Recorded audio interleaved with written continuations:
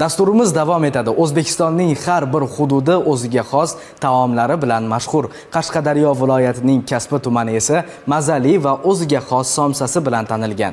Kasbi somsasi nafaqat mahalliy aholining, balki bu hududga tashrif buyurgan mehmonlarning ham mazali taomiga aylangan. Mavzuni muxbirimiz Muhriddin Jalolov davom ettiradi.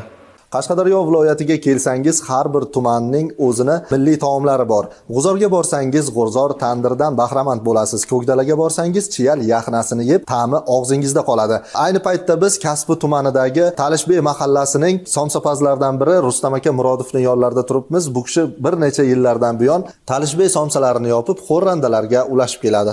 Somsani namajaga bakir taxlanib, biz endi o'zimiz ishimizga yaqin yondoshib mehr qo'shib taxlaymiz, mehr beramiz ishimizga.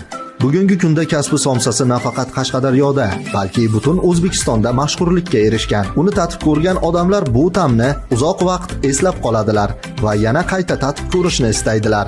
Bu mazali somsalarni tayyorlash jarayoni ham o'ziga xos san'at. Dastlab mol yoki qo'y go'shti mayda qilib to'g'raladi. Tuz va ziravorlar bilan aralashtirilib, xamir esa yumshoq va cho'ziluvchan bo'lishi uchun maxsus yo'g'riladi. Shakllangan somsalar qizib turgan tandirda yopilib, ularning betakror hidi atrofga taraladi. Agarda yo'lingiz Kasbi tomonlarga tushsa, albatta shu yerdagi tandirlarda qizargan qarsildoqqina, ichidan go'sht suvi tomib turadigan an'anaviy uslubda tayyorlangan Kasbi somsasidan bahramand bo'lishni unutmang. Muhriddin Jalolov, Ramziddin Jalolov, Ovoza informatsion dasturi uchun Qashqadaryo